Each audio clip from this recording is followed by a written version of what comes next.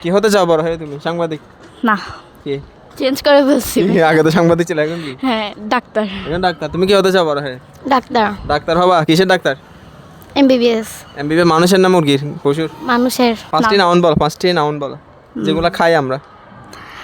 ইলিশ, fuchka, tilapia, ওর নামটা কি? খিচুর।